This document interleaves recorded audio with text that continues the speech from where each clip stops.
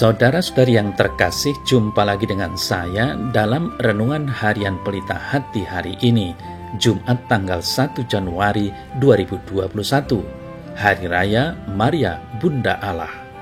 Bersama saya Romo Thomas Suratno SCY dari Paroki Cilandak, Jakarta Selatan, mendengar dan merenungkan Sabda Tuhan, yakni firman Tuhan yang tersurat dalam Injil Lukas, bab atau pasal 2, ayat 16 sampai dengan ayat 21.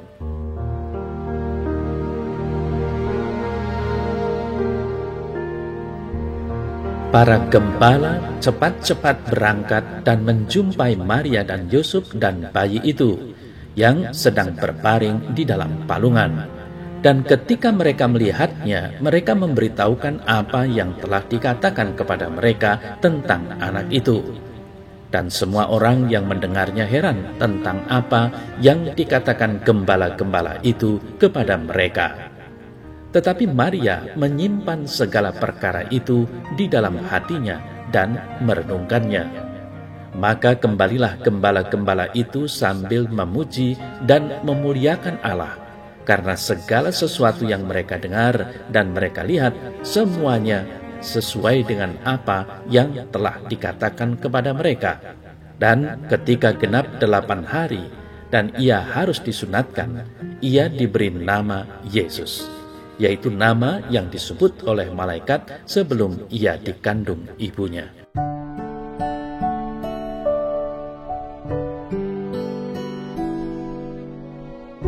Saudara-saudari yang terkasih, dalam sebuah misa kudus di kring atau lingkungan dari sebuah paroki pinggiran kota, Romo yang memimpin perayaan Ekaristi mengajukan sebuah pertanyaan sederhana. Patung Maria yang benar secara teologis, kristologis, eklesiologis yang seperti apa? Ada yang menjawab Maria yang kelihatan masih muda. Ada pula yang menjawab Maria yang cantik rupawan, elok dan indah. Tak ketinggalan jawaban Maria yang membawa bunga rosario serta menginjak kepala ular.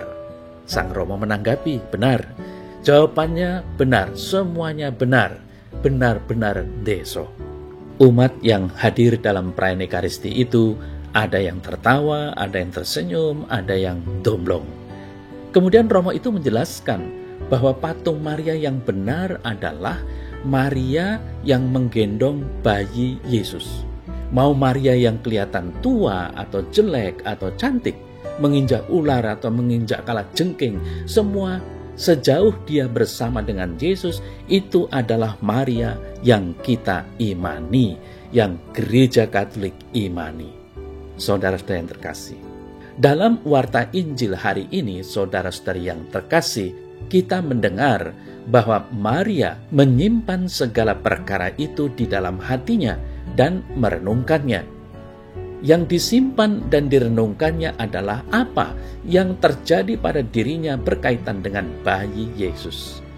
Seputar kelahiran bayi Yesus, ada banyak hal yang tidak dimengerti Maria. Namun dia tidak mengumbarnya, justru menyimpan dalam hati dan merenungkannya. Saudara-saudari yang terkasih, di hari pertama setiap awal tahun, gereja merayakan Maria Bunda Allah. Ada banyak studi dan diskusi mengenai hal ini. Ada yang keberatan, ada yang menentang, dan ada yang mempermasalahkannya. Dari abad keempat sampai hari ini, perdebatan mengenai gelar Maria sebagai Bunda Allah bisa terus berlangsung. Namun, Gereja Katolik Roma secara definitif memberi gelar Theotokos kepada Maria sejak abad keempat, yakni tepatnya dalam konsili ekumenis di Efesus pada tahun 431. Dengan demikian resmi diakui gereja bahwa Maria memungkinkan umat manusia mengalami keilahian sebagai berkat. Inilah sumber kekuatan bagi usaha orang-orang yang berkehendak baik untuk mewujudkan kedamaian. Saudara-saudari yang terkasih, lepas dari berbagai macam perdebatan, yang jelas bagi kita bahwa bayi Yesus lahir dari kandungan Maria. Dia yang lahir dan baru saja kita rayakan disebut Sang Immanuel, Allah beserta kita. Yang ilahi tidak membiarkan umat manusia sendirian. Dan Maria Sang Theotokos, artinya yang membuat keilahian lahir itu, menjadi saksi bahwa memang benar demikian. Kepada seorang perempuan muda di Nazaret dulu disampaikan ajakan untuk ikut serta membuat kebesaran ilahi menjadi nyata. Namun, ajakan yang sama kini masih ditawarkan bagi semua orang yang berkehendak baik. Saudara-saudari yang terkasih, seperti dalam warta Injil hari ini, melalui Maria, para gembala mengalami sukacita karena kelahiran Mesias. Tidak hanya itu, mereka kembali sambil memuji dan memuliakan Allah karena segala sesuatu yang mereka dengar dan mereka lihat. Namun seperti yang kita tahu, mereka bukan memuji dan memuliakan Allah karena Maria, tetapi karena bayi Yesus yang dilahirkan dari rahim Maria. Dengan demikian, saudara-saudari yang terkasih, maka sebenarnya Maria tanpa Yesus tidak berarti dalam sejarah keselamatan.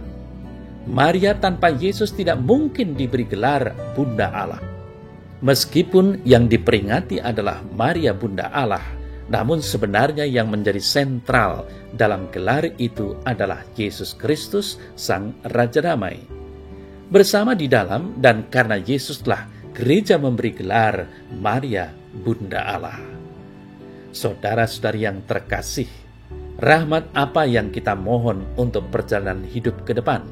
Mungkin kedamaian bisa menjadi salah satu permohonan kita.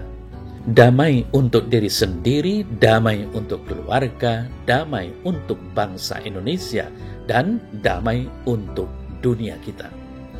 Damai yang bukan sekedar slogan, namun damai yang membebaskan dan menghidupkan. Dan sebagaimana para gembala mencari sang sumber damai, masing-masing dari kita juga dipanggil untuk terlibat dalam mengusahakan perdamaian ini. Saudara-saudari yang terkasih, bagi kita menjadi semakin jelas, sebagaimana Maria Bunda Allah, kita pun sebagai orang beriman dapat mengatakan juga bahwa tanpa Kristus kita tidak berarti banyak dalam hidup ini. Karena Kristuslah yang menjadi dasar dan pusat hidup Kristiani kita. Semoga dengan hari raya Maria Bunda Allah ini semakin meneguhkan kita akan iman pada Yesus Sang Immanuel, Allah beserta kita yang sudah datang, tinggal di dalam, bersatu dan bersama dengan diri kita di dunia ini. Saudara-saudari yang terkasih, mari sekali lagi kita bersyukur atas tahun 2020 yang sudah lewat. Dan mari kita songsong tahun 2021 ini dengan iman yang semakin berakar, persaudaraan yang semakin bertumbuh, dan pelayanan yang semakin berbuah. Selamat tahun baru, Tuhan memberkati.